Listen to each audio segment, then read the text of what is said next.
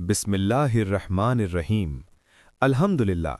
आज हम एक बहुत ही अहम मसले के बारे में बात करेंगे कि ईद के दिन क्या करना चाहिए और इसके बारे में हदीस में क्या बताया गया है। ईद मुसलमानों के लिए बहुत ही खुशी और शुक्र का दिन होता है। ये दिन अल्लाह की नेमतों का शुक्र अदा करने का दिन है और इस दिन हमें कुछ खास सुन्नतों और आदाब का ख्याल रखना चाहिए। सबसे पहले ये समझ लें कि ईद का दिन सिर्फ खाने पीने और खुशी मनाने का नाम नहीं है, बल्कि ये अल्लाह की इबादत, शुक्र और आपसी मोहब्बत का दिन है। हदीस शरीफ में आता है कि जब ईद का दिन होता था तो अल्लाह के रसूल प्रॉफिट मोहम्मद सल्लल्लाहु अलैहि वसल्लम उस दिन कुछ खास काम किया करते थे, जिनसे हमें भी सीख लेनी चाहिए। सबसे पहली सुन्नत ये है कि ईद के दिन जल्दी उठना चाहिए। सुबह फजर की नमाज पढ़ने के बाद ईद की नमाज की तैयारी करनी चाहिए। दूसरी सुन्नत ये है कि ईद के दिन गुस्ल करना चाहिए, यानी अच्छी तरह नहाकर साफ सुथरे कपड़े पहनने चाहिए। हदीसों में बताया गया है कि सहाबाए कराम भी ईद के दिन गुस्ल किया करते थे। इसका मकसद ये है कि मुसलमान ईद के दिन साफ सुथरे और अच्छे हाल में अल्लाह की इबादत के लिए जाए। तीसरी सुन्नत ये है कि ईद के दिन अच्छे और साफ कपड़े पहनना चाहिए। अगर नए कपड़े हों तो बहुत अच्छा है, लेकिन अगर नए कपड़े ना हों तो साफ और अच्छे कपड़े पहन लेना ही काफ़ी है। चौथी सुन्नत ये है कि ईद उल फितर के दिन नमाज के लिए जाने से पहले कुछ मीठा खाना चाहिए।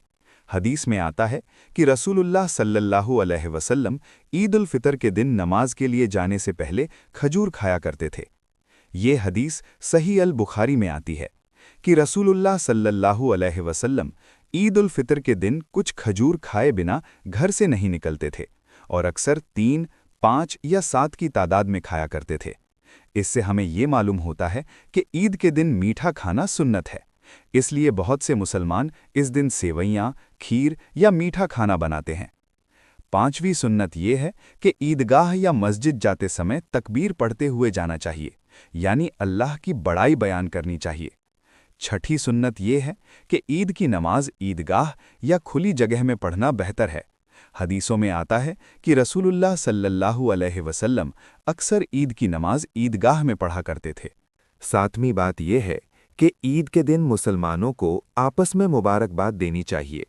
सहाबाए कराम जब ईद की नमाज से लौटते थे तो एक दूसरे से कहते थे कि अल्लाह हमसे और तुमसे हमारी इबादत कबूल करे। आठवीं सुन्नत यह है कि ईद के दिन गरीबों और ज़रूरतमंदों का भी ख्याल रखना चाहिए। ख़ास तौर पर ईद उल फित्र से पहले सदक़ाए फ़ित्र देना ज़रूरी होता है, ताकि गरीब लोग भी ईद की खुशी में शामिल हो सकें। नौवीं बात यह है कि ईद के दिन रिश्तेदारों से मिलना, मोहब्बत बढ़ाना और नाराज़गी ख़त्म करना बहुत अच्छा काम है। ये दिन दिलों को जोड़ने का दिन है। 10वीं सुन्नत यह है कि ईद की नमाज के लिए जाते समय एक रास्ते से जाएं और वापस आते समय दूसरे रास्ते से आएं। हदीस में आता है कि रसूलुल्लाह सल्लल्लाहु अलैहि वसल्लम ऐसा किया करते थे। इससे हमें ये भी सीख मिलती है कि मुसलमान जहाँ भी जाए वहाँ सलाम और मोहब्बत फैलाए। तो भाइयों और बहनों, ईद का दिन अल्लाह का बहुत बड़ा तोहफ़ा है। इस दिन हमें साफ सफाई, इबादत, नमाज, गरीबों की मदद और आपसी मोहब्बत का ख्याल रखना चाहिए।